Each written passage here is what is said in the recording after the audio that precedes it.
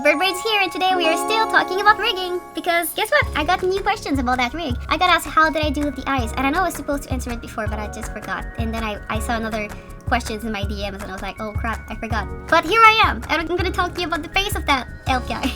Yeah, so this is Woo's face. I don't know, it's not really complicated. I even think I have a tutorial about it, now that I think about it. First, my eyes are not invert cut in the head because it was not great for that style. Some other style might need it, but I didn't do this, so it's for a grown-up, I guess. So we have to be careful not to have the eyes get out of the face, but sometimes it's necessary for like smears or whatever. So I hate to have my eyes invert cut in my face. I think it's great for more preschool show, but I think for more advanced animation, I like to have more control on it, and that the rig constrains me a bit less. So what did I do for the eyes? And you have an eyebrow, and then you basically have eye shapes, which I'm gonna remove so that you can see the eye. So the eye white is just one big, and basically I used the two eye shapes here to cut it. So it's basically just one shape without any deformer. I did put a gradient because I like to put gradients on my eye whites, and then it's just shapes. So I'm gonna show you what the shape looks like, I guess. So that's how my top lid looks like. I'm gonna show you into the drawing view here. So on my line art, I have my line, which is just the eyelashes. On the color art, I have this mask. I did do my mask using my pencil line because I like the texture that it gave, but you could also remove it and just have a very clear shape. Honestly, I don't know which one I prefer. I do like it when it's very sharp here, but the reason why I left it with the line texture is because I wanted it to look a bit more jagged here. I don't know, some people like it, some people don't.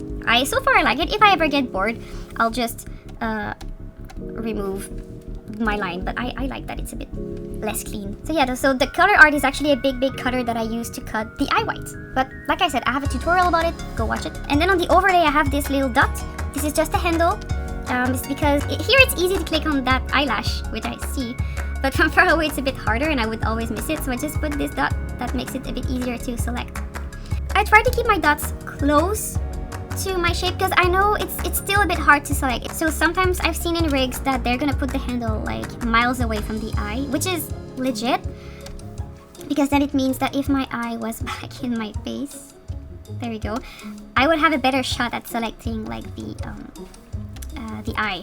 But that I hate it because when I click on it, it makes my bounding box huge, and I hate it. So I tried, even though it's a bit harder to select, I do prefer to keep my handle as close as I can to my original pieces so that it doesn't disturb my bounding box that is already big because of the cutter. And in terms of pivot, I always put the pivot near the inside of the eye. In terms of rigging, if I go into my node view, that is something that I do. It's not the godly truth, it's just what I do, so I'm gonna explain it. I always have my eye white, that is one piece. Then I have my eyelids. I have a peg that selects both eyelids, but not the eye white and the pupil. That's me. It's because I really like to be able to give like big expressions like that in a second without having to play with the deformers and without it affecting the pupil. That's me, but some people think it's overkill, and that's alright. It really depends on the show. For Woo, I went all in. Like, it's not complex, but it's a very precise rig. So there's a lot of micro manipulations you must do, but that's the rig I was aiming for. I wanted to do high quality animation with it. For preschool, this might be a bit overkill, right? But I mean, not even that much. Like, it's one peg more, and I do think it's even for preschool. You could benefit it. I like it. Actually, yeah, do it. I like that technique. I do advertise it.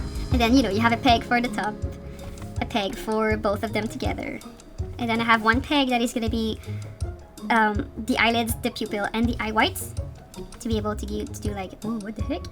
Or just move them in perspective. And then I have the eyebrow that decided to hide itself. There we go. I have one peg for the eyebrow on its own. I always put the pivot on the outside because I tend to make my character angry and they're like, more than something else, so that's why I put my pivot there. Sometimes people put it in the center. I hate it. I'd rather have it here. But that's just me, right? Everything is different, and that's why I say rigging team, please always listen to your animators. Sometimes they have good feedback for you guys because they're the one using your puppets. And then I have one peg that is gonna be both. So it's always pupil. Well, my highlight actually has its own peg, and my pupil as well.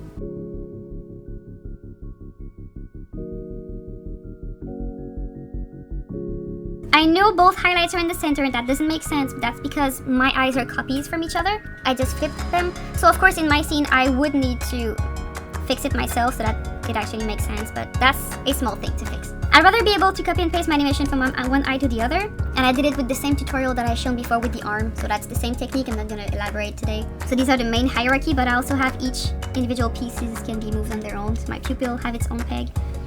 That's useful because sometimes I need to make the pupil a bit smaller or bigger, but not the highlight. That's a choice I made. And that's it. And then for the nose, pretty simple. It's just a shape. And that shape has 3 parts. There's a nose shadow, just to give an extra perspective sometimes when I need to. And there's a line here that I use. It's only on one side because I don't use it all the time. I just think it was a nice touch that is not too complex to animate, and I think it just elevates the style a bit more. And that's it. Then I have the mouth, but for the mouth I'll talk about it in another tutorial because we're out of time today. Have a nice week! I hope you like it.